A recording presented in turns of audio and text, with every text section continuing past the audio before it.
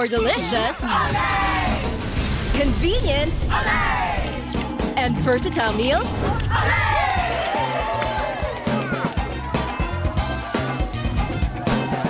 sure to make them say, for easy cooking, it's Olay you need.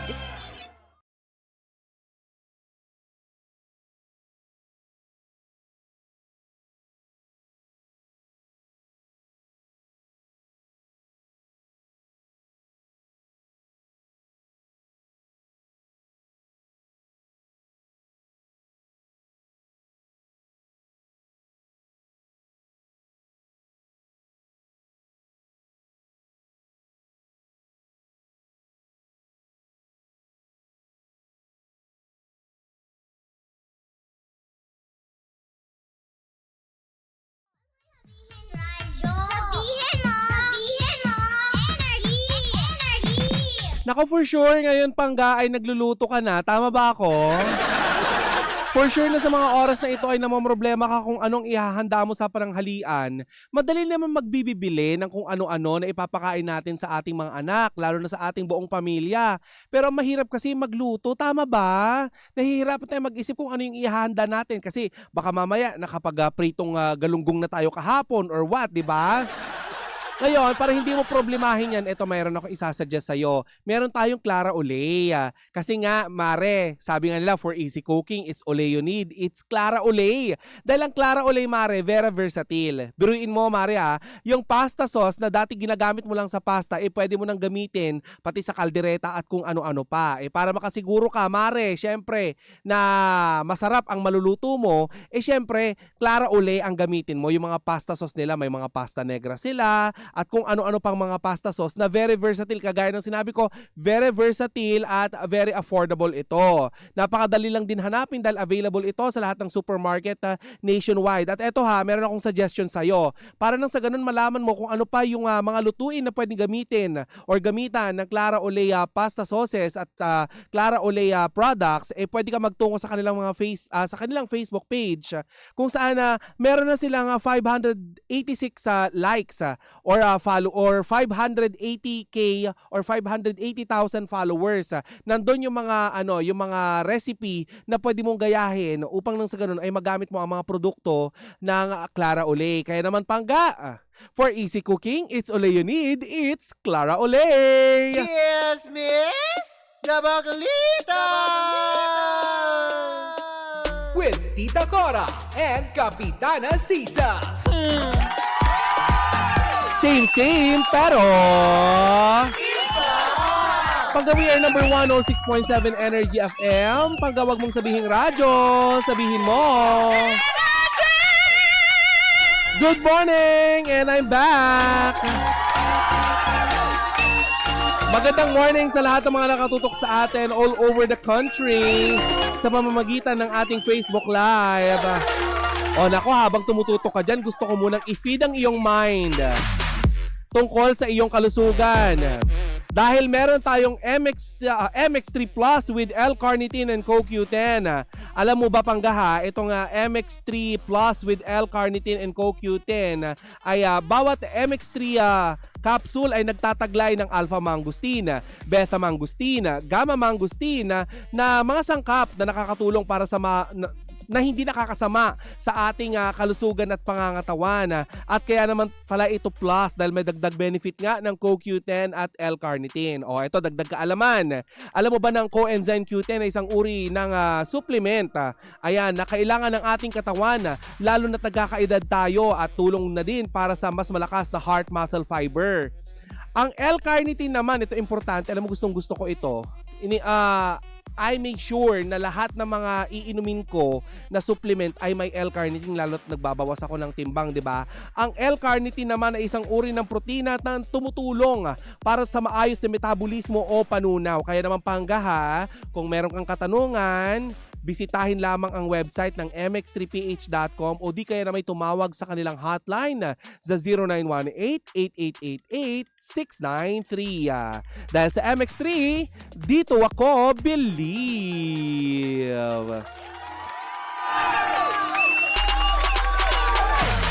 Thank you so much MX3. At maraming salamat mga pangga.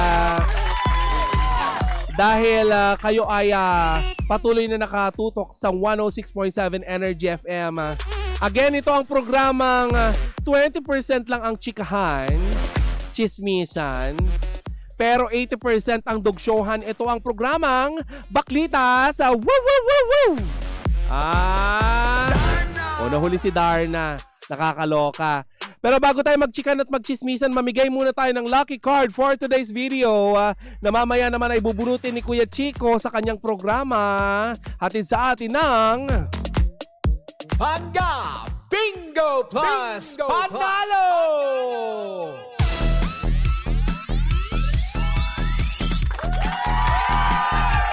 Ang Pangga Bingo Plus Panalo ay hatid pa rin sa atin ng Bingo Plus, Bingo sa Saya, Plus sa Panalo.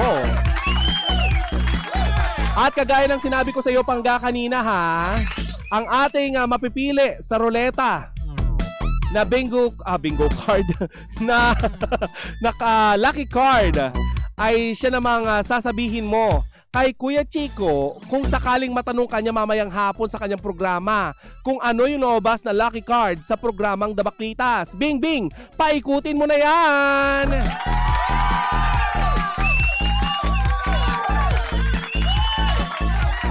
Ang ating lucky card number, lucky card for Baklitas ay 10 of spade.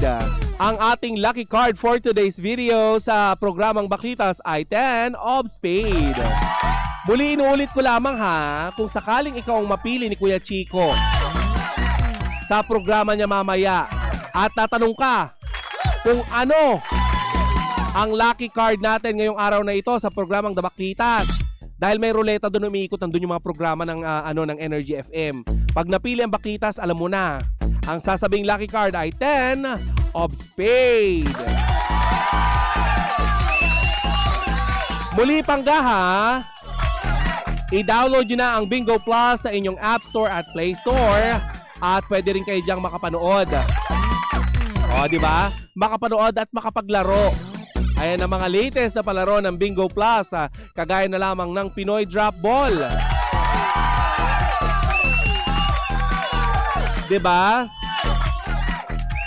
At syempre makikita mo dyan ang ating latest, ang latest ambassador ng Bingo Plus na si Kim Chu. Ayan na Pinoy Drop Ball na ngayon ay namimigay ng jackpot prize na 23. Hindi lang 23, kundi 23 millionaires. Diba? Ang maaring manalo sa Pinoy Drop Ball. Diba? In fairness sa Bingo Plus. Ito pa nga nakikita natin sa ating mga screen, diba? Sa screen ng inyong mga cellphone. 300 million plus ang pwedeng ipamigay. Diba? Sa pagdiriwang ng 3rd anniversary ng Bingo Plus, ayan, win up to 300 million. Pero paalala lamang Pangga ha, na gaming is for 21 years old and above only. Keep it fun, game responsibly. Arang Pangga Bingo Plus Panalo ay hatid pa rin sa atin ang Bingo Plus, Bingo sa Saya, Plus sa Panalo. Bye Bing Bing! Ayan ha. Ay nako, hindi ka na maghihirap kung marunong ka lang kung marunong ka lang talaga magtiyaga sa buhay.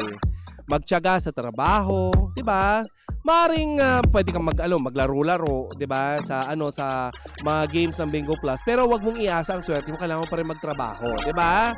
'Yun naman lagi natin paalala sa ating mga Pangga.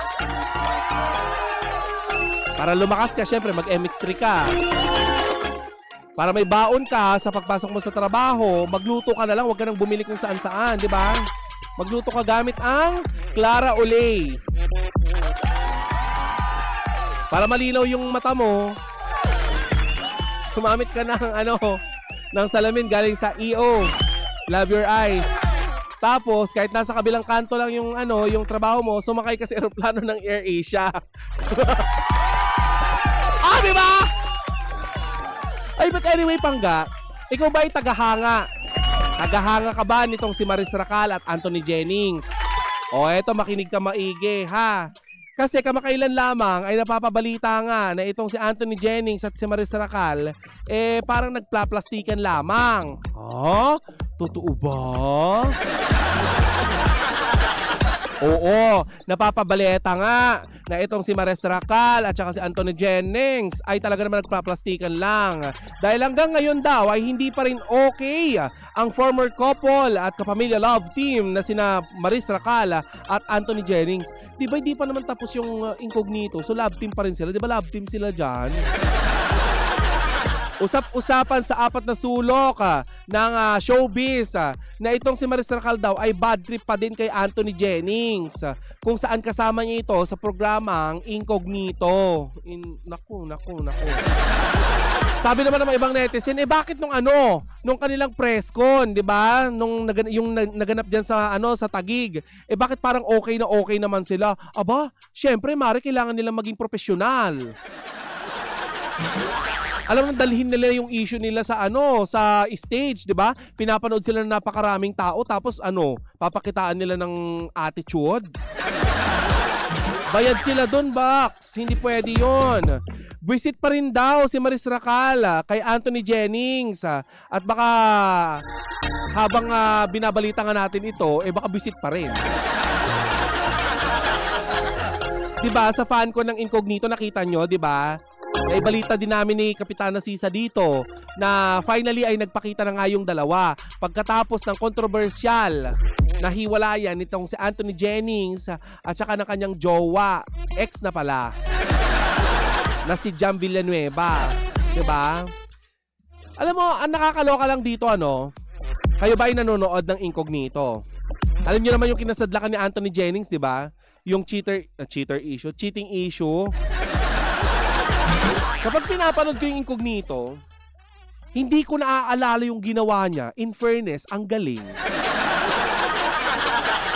Kasi nga, mare, eto makinig ka maigi ha. Sa pinaka-latest na ginawang survey, sa palabas na Incognito. Sa pilot episode ng Incognito. Ay, Box, hindi mo kakayanin. Dahil ang taas, Box! Ang taas ng hairline. Charing hindi. Ang taas ng ratings ng Incognito. Ayan, compare sa Batang Riles. Sa Incognito, mare, eto makinig ka maigi. Sila ay nagkamit ng 9.6%. In fairness. 'Di ba? Ito ay ibinigay na datos ng Nielsen. 'Di ba? Last January 21. So ilang araw pa lang nakalilipas, 'di ba? 9.6 samantalang ang Batang Riles naman ay 7.6. Ay, in fairness, medyo malayo-layo ha. In fairness naman ha. Pero naman hindi na nakakapagtaka. Ako'y nanonood, nagmamarka sa akin itong si Andres 'di ba? Kasi masaklap yung pinagdaanan ng karakter ni Daniel Padilla. At kung ano man ang pinagdaanan ng kanyang karakter ay manood kayo. Uy, hindi ako bayad sa pagsasabi ng maganda yung movie ni Daniel Padilla or yung teleserye ni Daniel Padilla na ngayon ay mapapanood na din natin sa Netflix. Sa mga walang Netflix ay kawawa naman kayo. Sabi ko naman kasi sa'yo, magtrabaho ka para meron kang panluho. Diba? Kung nagtatrabaho ka, di sana meron kang pang subscribe sa Netflix. Magkano lang naman mag-subscribe dyan kung gusto mo talaga mag-enjoy or mapanood itong si Daniel Padilla, di ba? Samantala, masaya namang ibinida. Masayang ibinida ng Incognito star na si Maris Racal na napasali. Napasali sa Generation 14 Plus competition ng 75th Berlin International Film Festival sa Berlin. Sa Berlin. Kung saan yung Berlin, hindi yan sa Totoban. Totoban, Berlin. Diba? Ang kanyang pelikulang Sunshine ay dinirect naman ni Antoinette Hadawny. Nauna nang naging bahagi ang Sunshine or ang pelikula ni Maris Racal na Sunshine sa 2024 Toronto International Film Festival or TIFF sa Palm Spring International Film Fest. Diba? Tinatalakay sa Sunshine ang teenage pregnancy at ang competitive world ng gymnastic. In fairness very kaloy. Very Carlos Yulo at very yung issue ngayon ng reproductive health education. Yung sex education na na pinagtatalon-talunan. Ay, nako, sabi nga ni Lindsay kanina, marami ang tatangkad, mga bakla kayo. In fairness, hindi pa lumalabas yung karakter ni Maris Racal sa Incognito kasi 'di ba kasama siya doon. Pero nag-iingay ng ate mo. So kaabang-abang talaga kung ano yung gagawin. Mahusay din yung Jane De Leon, bakla.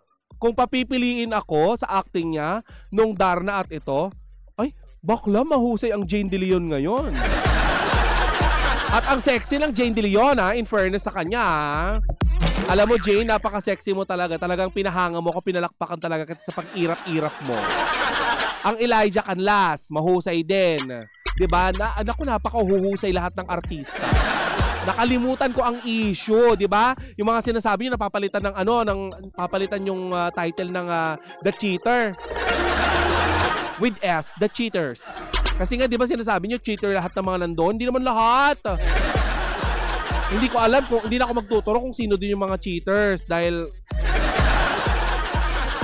crush ko talaga yung isa dun. Box. At kapag pinapanood ko siyang uma-acting, nakakalimutan ko ang mga nalalaman ko. Diba? In fairness sa kanila, magagaling sila. Diba? May magbasa nga muna tayo ng mga komento dito. Puro lang naman yata pabati ito. Sabi dito, Idel Bernal, siya ang nagsulat ng komento. Good morning po, Tita Cora. Watching from Muntinlupa City. Sa loob ba yan? Via FB. Pero nakikinig ng music sa radio. Ay, in fairness! Di ba? Sa Radio Garden daw siya. Libre lang po mag-download sa Google Play. Ay, nag-ano ka pa talaga? Talagang nag-promote ka pa. Nakakaloka ka naman. Ayan, para lang daw niyang tangkilikin ang baklitas. Oy, nanonood daw si Lola Wish. Ang pagbati ay mula kay Rosie Laksamana Lopez na sinabi niya kahapon na amoy patis. Sabi ni Jeff Tads, ayan, Mare Incognito na pala ang pinapanood mo Hindi ka nanonood ng Batang Riles. O hindi ko alam. Pero alam mo, may video or may ginawa ang Batang Riles na eksena na na-upload dyan sa TikTok. Tapos, tinatag nyo ang baklitas. Yung baklitang Riles, yung ginawa nila. Bakit nyo kami tinatag? Ilan na nagtag sa akin? Parang mahigit 10 na. Magkakamasel si Maria. Madaling tatangkad. Ay nako, Daniel, na watching from Giginto, Bulacan. Ay nako, alam mo sa Incognito, mahusay talaga sila. At in fairness talaga sa kanila, makakalimutan mo kagaya ng sinabi ko. Makakalimutan mo ang lahat ng mga napagdaanan nilang issue. At saka maganda ang mga eksena, maganda yung kwento. 'Di ba? Mapapaisip ka talaga muna, ay, sino yung taksil? Sino yung gusto magpapatay kay Kemerut Barurut? Ay nako, manood ka para malaman mo, 'di ba? Ay todo suporta ako sa Incognito. Alam mo kung bakit? Kasi maganda yung istorya. Hindi putyo-putyo, 'di ba? Ayoko talaga ng mga palabas na putyo-putyo.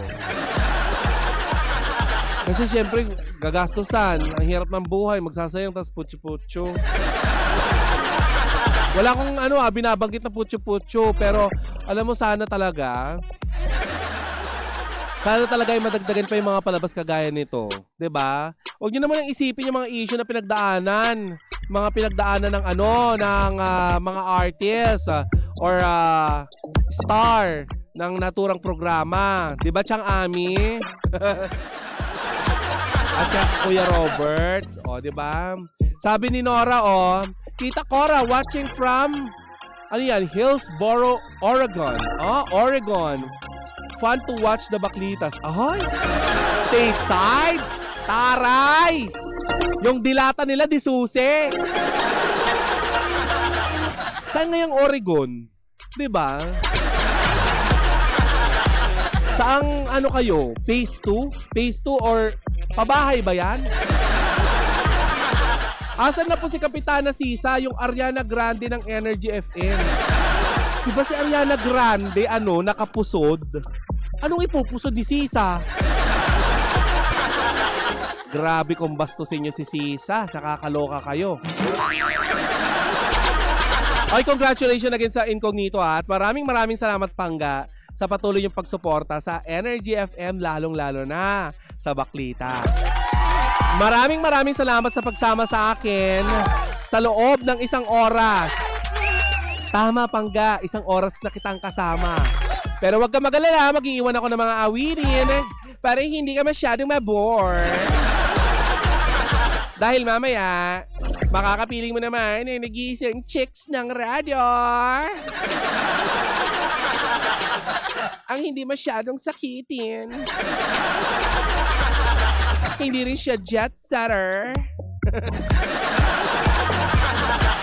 Na pinarangalan ng Most Live. Most Live Award. Totoo naman, di ba? Pinarangalan siya ng Nations Builder Most Live Award sa kanyang programang Hot Story. Wala ko ba? Kundi si... Hi! Hello! Si Gandang Gara po ito. Mamaya makakapiling niyo siya sa loob lamang ng mga ilang minuto. Ako'y magpapaalam muna pansamantala sa inyong mga talapihitan. Pero sabi ko nga, mag-iiwan ako ng mga awitin. Huwag ka malulungkot Pangga. Manatiling nakatutok dito pa rin sa stasyong same pero... Iba! Pangga, we are number 106.7 Energy FM. Pangga, huwag mong sabihin radyo, sabihin mo... Ay, Lola Amor, sing sang sung.